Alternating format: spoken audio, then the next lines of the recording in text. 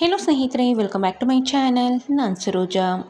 ಸ್ನೇಹಿತರೆ, ನಾನು ಈ ದಿನ ನಿಮಗೆ ಹೇರ್ ಫಾಲ್ ಕಂಟ್ರೋಲ್ ಆಗೋದಕ್ಕೆ, ನಂತರ ತಲೆ ಕೂದಲು ಅಷ್ಟೇ ದಟ್ಟವಾಗಿ ಬೆಳೆಯೋದಕ್ಕೆ ಒಂದು ಸೂಪರ್ ಆಗಿರುವಂತಹ ಸಿಂಪಲ್ ಆಗಿರುವಂತಹ ಹೇರ್ ಆಯಿಲ್ನ ಬಗ್ಗೆ ಮಾಹಿತಿ ಕೊಡ್ತೀನಿ.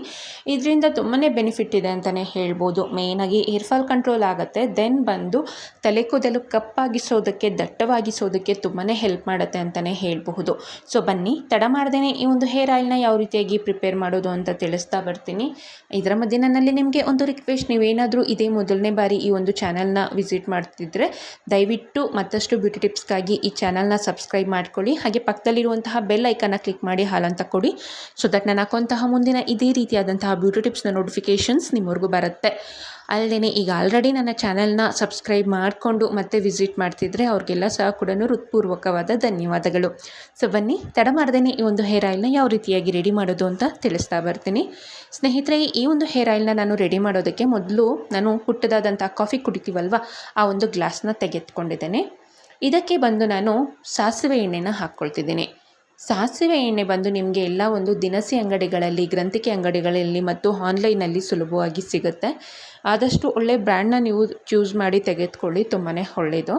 ಸಾಸಿವೆ ಎಣ್ಣೆ ತೆಗೆದುಕೊಳ್ಳುವಂತಹ ಮೇನ್ ಉದ್ದೇಶ ಬಂದು ತಲೆ ಕೂದಲನ್ನು ಕಪ್ಪಾಗಿಸೋದ್ರ ಜೊತೆಗೆ ಹೇರ್ ಫಾಲ್ ಸಮಸ್ಯೆಯನ್ನು ಸಹ ಕೂಡ ಕಡಿಮೆ ಮಾಡುತ್ತೆ.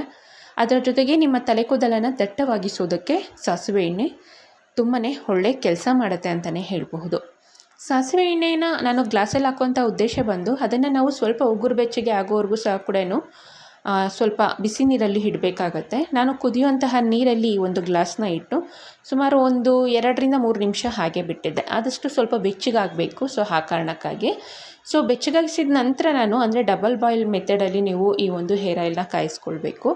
ನಂತರ ಇದಕ್ಕೆ ನಾನು ಒಂದು ವಿಟಮಿನ್ ಇ ಕ್ಯಾಪ್ಸಲ್ನ ತೆಗೆದುಕೊಂಡು ಅದರಲ್ಲಿರುವಂತಹ ವಿಟಮಿನ್ ಇ ಆಯಿಲ್ನ ನಾನು ಸಂಪೂರ್ಣವಾಗಿ ಈ ಒಂದು ಸಾಸಿವೆ ಎಣ್ಣೆಗೆ ಹಾಕ್ಕೊಳ್ತಿದ್ದೀನಿ.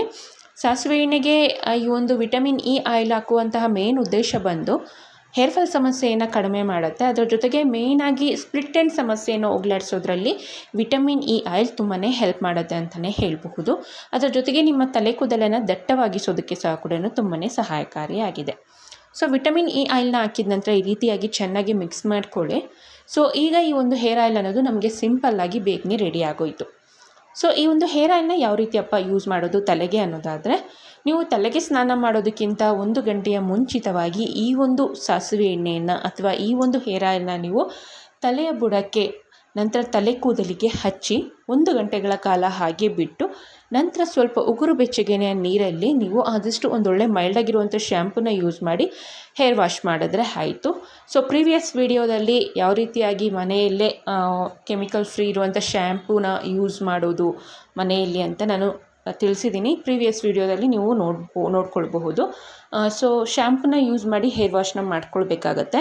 ಸೊ ಇದೇ ರೀತಿಯಾಗಿ ನೀವು ವೀಕ್ಲಿ ಟ್ವೈಸ್ ಅಥವಾ ವೀಕ್ಲಿ ಒನ್ಸ್, ಮಿನಿಮಮ್ ಅಂದರೆ ವೀಕ್ಲಿ ಒನ್ಸ್, ವಾರದಲ್ಲಿ ಒಮ್ಮೆ, ಇಲ್ಲ ಅನ್ನೋದಾದರೆ ವಾರದಲ್ಲಿ 2 ಬಾರಿ ಈ ಒಂದು ಹೇರ್ ಆಯಿಲ್ನ ತಲೆಗೆ ಹಚ್ಚೋದ್ರಿಂದ ಸೊ ನಿಮ್ಮ ತಲೆ ಕೂದಲು ಉದುರುವುದು ಸಂಪೂರ್ಣವಾಗಿ ಕಡಿಮೆ ಆಗೋದ್ರ ಜೊತೆಗೆ ನಿಮ್ಮ ತಲೆ ಕೂದಲು ದಟ್ಟವಾಗಿಸೋದಕ್ಕೆ ಈ ಒಂದು ಹೇರ್ ಆಯಿಲ್ ಅನ್ನೋದು ನಂಬರ್ 1 ಆಗಿ ಕೆಲಸ ಮಾಡುತ್ತೆ.